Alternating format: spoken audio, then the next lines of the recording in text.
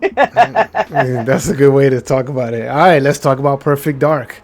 We are reacting to the trailer for this new up and coming Perfect Dark game. Yeah, the current gameplay trailer.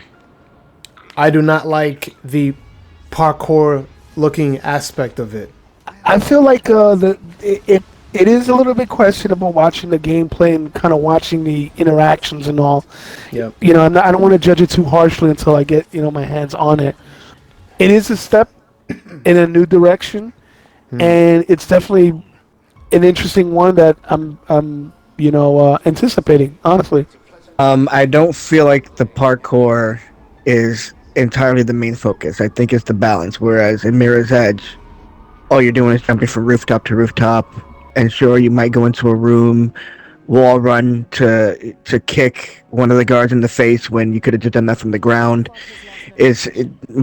Mirror's Edge was about being flashy. It just wanted to be flashy. Granted, it was a great game, but the combat was complete garbage. All their focus was on the parkour, whereas this was a balance. The same balance that a game like Dying Light achieved, especially Dying Light 2. At the very least, the combat doesn't look bad.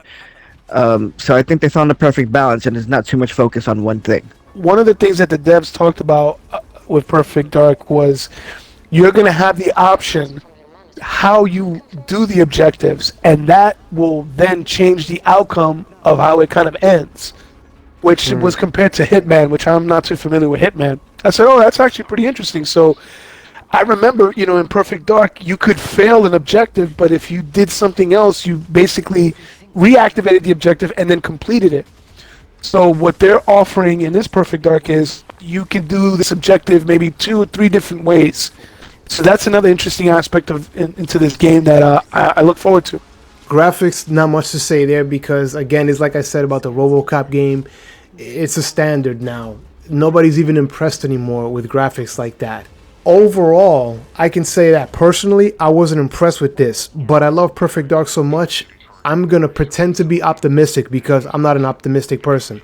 But right. I love Perfect Dark and I want to see this be something special. So let's see the final product. Right. I remember when Perfect Dark Zero was announced. Zero was supposed to be a prequel to Perfect Dark.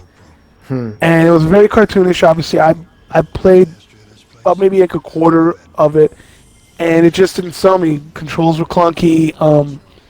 You're banking off the name, and what I'm seeing with the Initiative, that's the development company that's in charge of it, what I've seen with them is pretty impressive.